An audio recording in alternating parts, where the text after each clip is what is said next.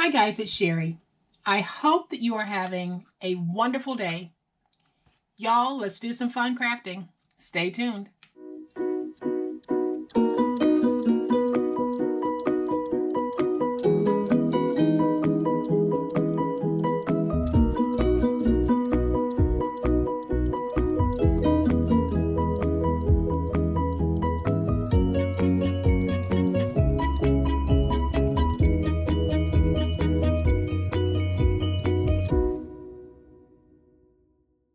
So yesterday we made these wonderful slider boxes and I am just delighted with how they turned out. And we made them using a 9 1/4 by 3 3/4 inch greeting card. And they are just so multifunctional. I love how long and skinny they are. They're perfect as jewelry boxes to put trinkets, candy, anything in these little boxes that you want. They have so much room on the inside. And for me, making them was just an absolute joy. And today, as promised, I am going to make the same boxes, but this time we're going to make them using our 5x7 cards that some of us got from the Dollar Tree. You may have picked your cards up from someplace else, but we will be starting with the 5x7 from the Dollar Tree. And one of the things that I wanted to show you guys is when you flip this over and you can see this white going around here in the bottom, what that tells me is that my card is not folded full center. So one side of this card is going to be slightly larger than the other side, and it's not square. So that is why we go through the process of scoring in the way that I'm showing you, so that when we're finished, everything that we are working with will not only be squared, but it will be straight and even. So I am going to bring in my scoreboard, and we're going to do some scoring on this card and also a cut to this card. So what I'm going to do is take the center point that exists on the card right now, and I am going to place that center point on a hole mark. And basically, because 5 was closest to my center point here, I chose 5. And you can place this anywhere on your scoreboard, but as long as your center point is on a whole number, it's going to make it easier for you when you're trying to figure out where do I go to place my next fraction of that number. So what we're doing here is we're going to have a depth on this box of 7/8 of an inch. So wherever your hole mark is, wherever you've placed it, go to your 7/8 inch point and score. And then we're going to take this and we're going to turn it, and then we're going to come back to 3 1/2. So we're going to take that score that we just made and we're going to line it up with the 3 1/2 inch point, and then we're going to come back and we're going to cut off the excess. So now it's not going to matter that we had a little bit of extra on our card because we're fixing that. So now I'm going to take this and I am going to rotate it around to where my original fold is back in the same spot it was before, and my card is facing me directionally. So I am going to take that fold and I am going to take that fold and position it at 3 1/2. Make sure I've got it nice and straight. And then I'll come back with my bone folder and I'm going to make a score. And then I'll take this mark here and I am going to slide it over to my 7/8 inch point on my scoreboard.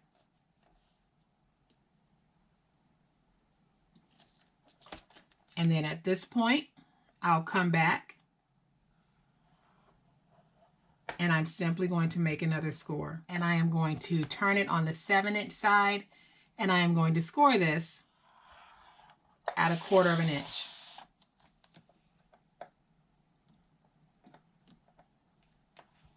Top and bottom. So I'm going to come back and I am going to fold where I've scored.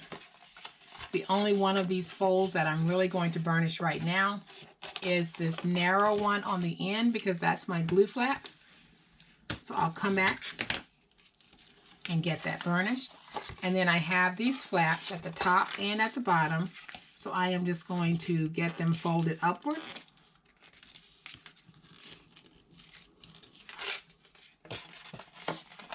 And I'm going to place this down like this so I can come back over these with my bone folder because they do need to be flat. And I'll do the same thing here at the bottom.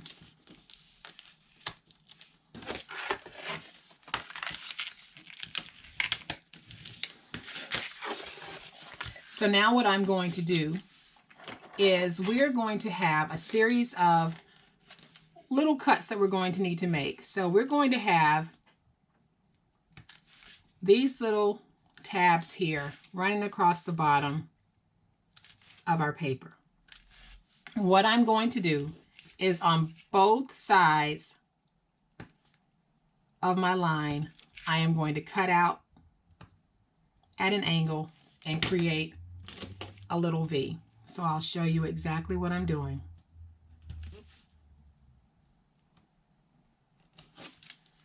Just like that. And this just makes it easier to fold our tabs up.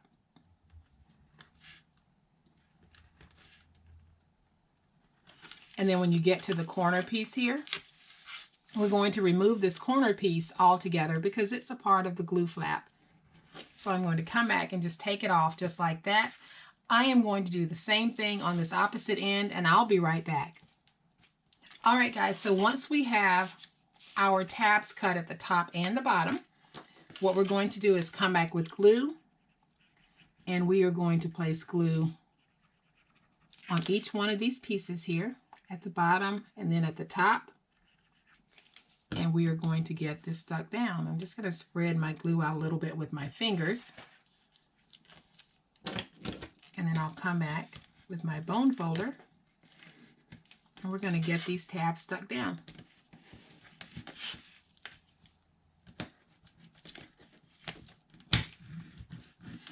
And then you're going to want to make sure that when you're doing this part, you are really working those tabs down, because the one thing that you don't want is your tabs and this fold over to interfere with the sliding of your box when you place it inside. All right, guys, and once we have our top and our bottom completely covered and folded down, we're going to go ahead and put our box together. So I am going to take my glue, spread it on the glue flap, and then I'll take the glue flap and I am going to place it inside of the box. Now, if you want, you can place yours on the outside, but I just like placing mine like this. And what I'm doing is just making sure that my top and the bottom are aligned. So then I'll come back with my bone folder. I'm going to get that stuck down. Then I'll go in on the inside with the bone folder, and I'm really going to work that glue flap down because I don't want it interfering with the actual sliding of my box when I place it on the inside.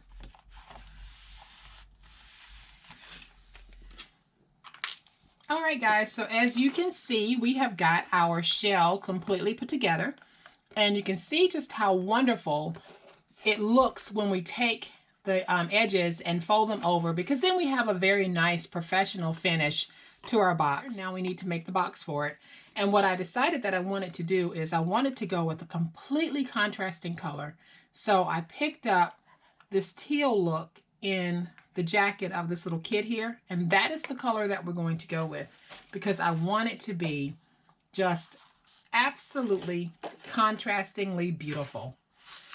So what I have here is a piece of paper that measures 9 7/8 by 7. And I am going to bring my scoreboard back in, and we are going to score this at 7/8 and 1 3/4 on all 4 sides. So that's 7/8 and 1 3/4. And then we are going to fold and burnish our scores.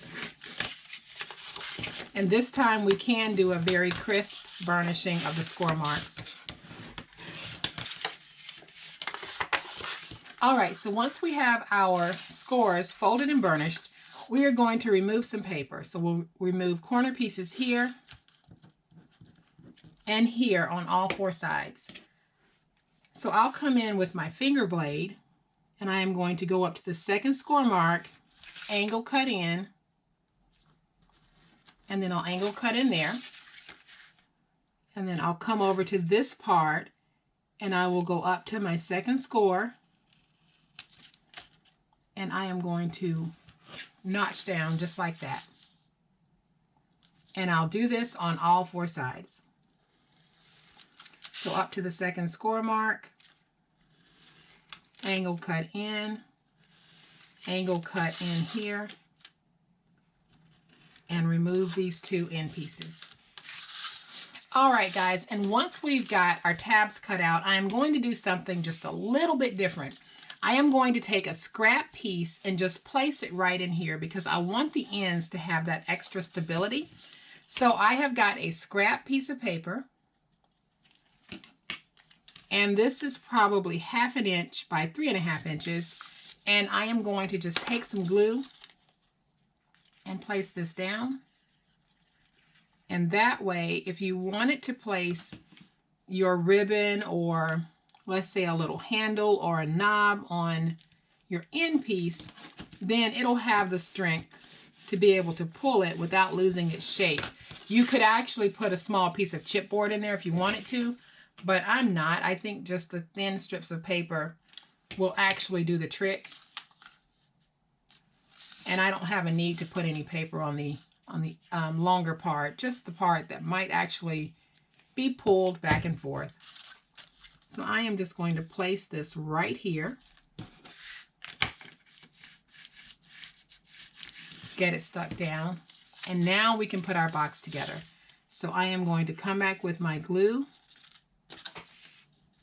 and place it on my tabs. And then I'll fold my tabs up, making sure that I have everything nice and even. Then I'm going to lay this down, come in with my bone folder, and get that tab stuck down. And I'll do the same thing on the other side. And the paper that I'm using is Anna Griffin's Christmas Plaid. You may be able to find some of it on her website, annagriffin.com, or on hsn.com. And then once we have our box put together, I am simply going to take some glue, place it on all of the flaps, fold them in, and get them stuck down.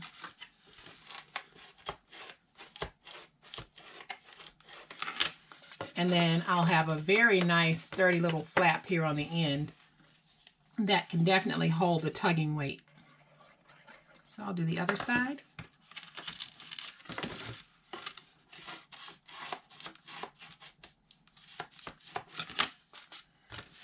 And then I'll do the other 2 sides and I'll be right back. Okay guys, so our box is completely done.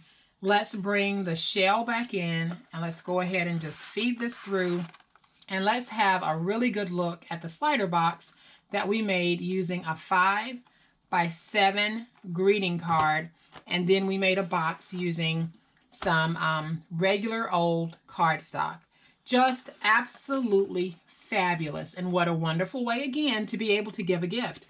I am going to bring in the other one so we can see just how gorgeous these little boxes are and just how multifunctional they are as well. Now we have 2 gorgeous little boxes, perfect for the holiday season.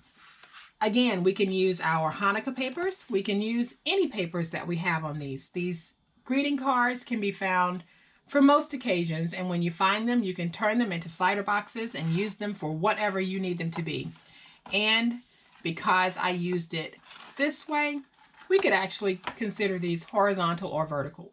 However you need for the box to be presented. It's totally up to you. But one of the things that I love about crafting with these greeting cards is that we really don't have to do any embellishing to these. I mean, look at this. The card itself is the actual embellishment. These are gorgeous and ready to be given, ready to be dropped into a stocking, ready to be put on a desk as a Secret Santa, ready to be used however you want it to be used. So guys, I hope that you're looking at greeting cards differently, because Really, the possibilities are endless, and I'm not done yet. So today we are doing slider boxes using the 5x7 cards. Tomorrow, who knows what we'll be doing, but we'll be doing something great. So I hope that you guys have liked this project. If you have, please hit the like button.